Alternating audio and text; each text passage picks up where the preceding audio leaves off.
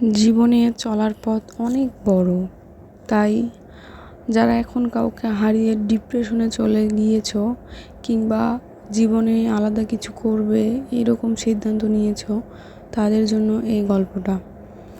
একটা পাখি আল্লাহ তাআলাকে বিচার দিচ্ছিল।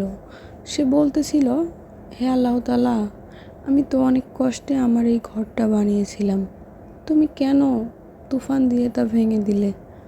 উত্তরে আল্লাহ তাআলা তখন বলেছিল, তুমি যখন ঘুমাচ্ছিলে, তুমি যখন গভীর নিদ্রায় ছিলে, তখন একটা সাপ তোমার রুমে প্রবেশ করে।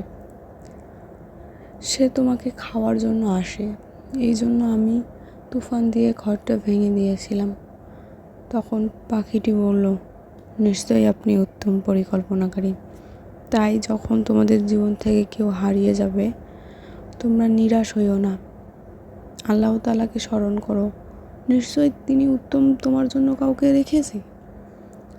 কারোর জন্য তো কারোর জীবন থেমে থাকে না, কিন্তু আল্লাহ তাআলা তোমার জন্য যাকে বরাদ্দ করেছে, তুমি যত চেষ্টাই করো না, তোমাকে তাকেই দিবে এবং উত্তমটাই দিবে।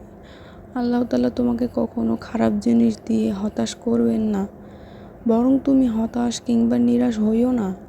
আল্লাহ আছে। যাকে সবাই অবহেলা করে, তার জন্য আল্লাহ আছে। যাকে সবাই ঘৃণার চোখে দেখে, তার জন্য আল্লাহ তাআলা আছে।